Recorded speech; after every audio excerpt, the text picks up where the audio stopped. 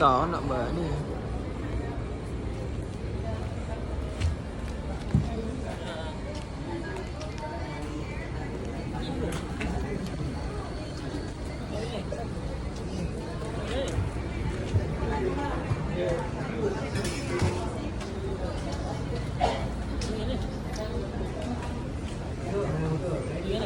Oh, ini muka-muka set ni.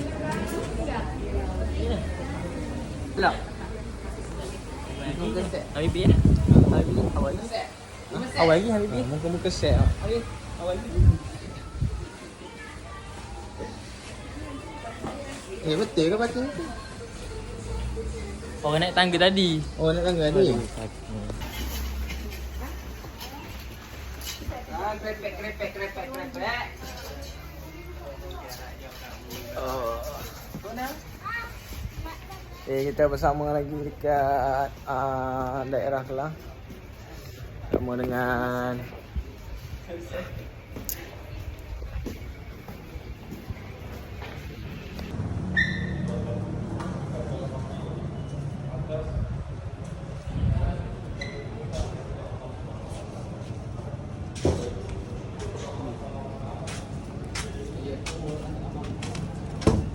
yang punya mi tak apa. Punya mi boleh banyak-banyak.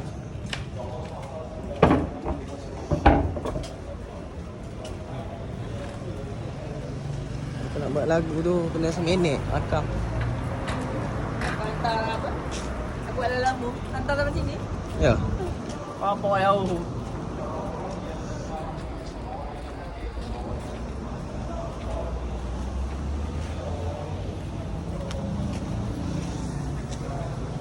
Allah perintahkan kepada Nabi SAW bawa pula perintah solat. Jadi ini kita nak muhasabah. Kita kata kita ingat Allah, kita sayang Allah, kita cinta Allah, kita dah bersedia nak berjumpa dengan Allah SWT. Hari ini bagaimana keadaan solat? Kadang-kadang solat kita tinggalkan. Kadang-kadang kita main-main dalam solat. Hari ini berapa banyak setiap masalah tu kita rungkaikan dengan solat.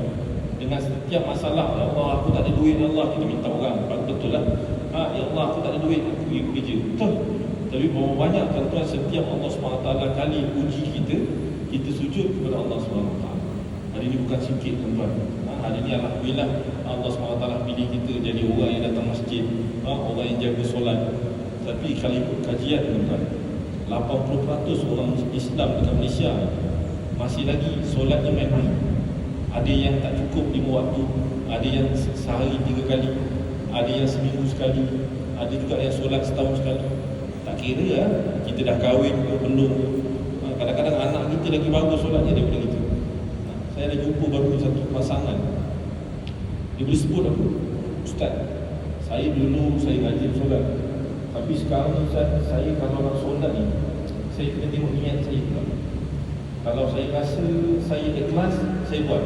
Tapi kalau saya rasa tak ikhlas, tuan, dia tak nak buat. Kalau terbalik lah, memang dia marah syukur lah tuan. Sehingga kan saya sebut apa? Allah SWT, Nabi SAW sebut awwalu ma yuhasabu bihil abdi as-solat. Perkara pertama yang Allah SWT akan tanya di akhirat kelak, pertama-tama apa tuan-tuan? Berkaitan dengan solat.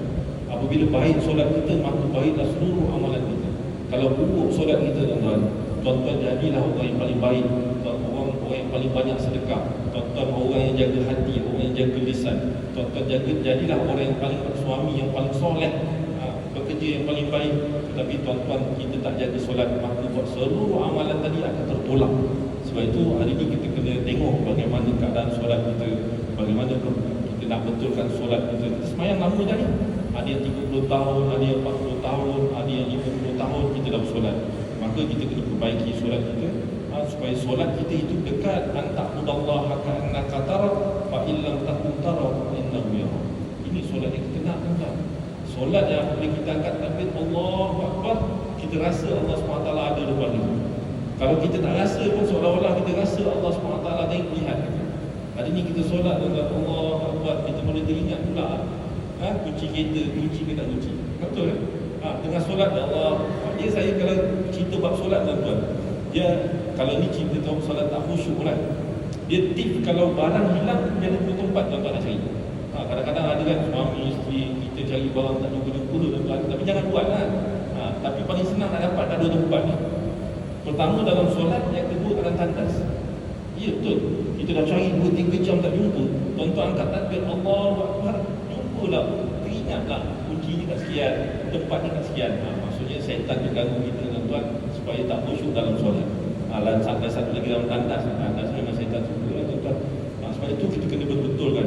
Hari ni kita pegang dengan ayat Allah SWT, Inna salata tanha 'anil fahsya'i wal munkar.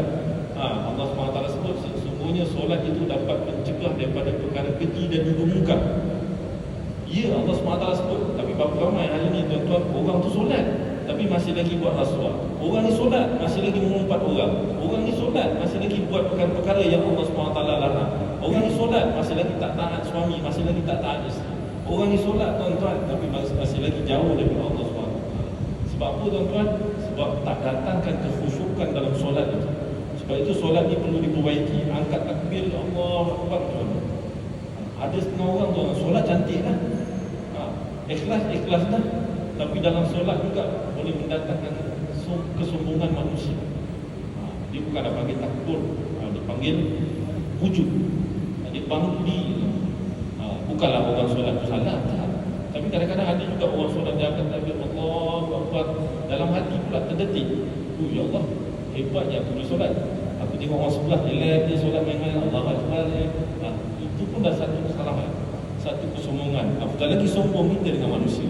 Sebab itu tuan-tuan, Nabi SAW ajar ni, Allahumma a'inni ala zikrika. Supaya apa tuan-tuan? Kita menjadi hamba yang sentiasa ingat kepada Allah SWT. Sebab apa tuan-tuan? Sebab kita kadang-kadang kita ni, lagi-lagi di akhir zaman ni, kesombongan manusia, tahap kesombongan manusia terlalu tinggi. Saya kalau cerita bab sombong, saya teringat satu hadis Nabi SAW. Sehingga saya baca dah lama tuan-tuan, hafal dah lama dah. Tapi dia punya kesan tu baru-baru ni. Apa Nabi SAW sebut? La yadkhulul jannah man kana fi qalbihi misqala dzarratin min kibr. Tidak akan masuk syurga barang siapa yang dalam hatinya ada sebesar zarah daripada sifat sombong. Tak akan masuk syurga tuan-tuan, ada sifat sombong. Sebesar zarah ni kecil tuan-tuan. Ada setengah pendapat kata kena tengok mikroskop. Ada yang kata tuan-tuan pergi pantai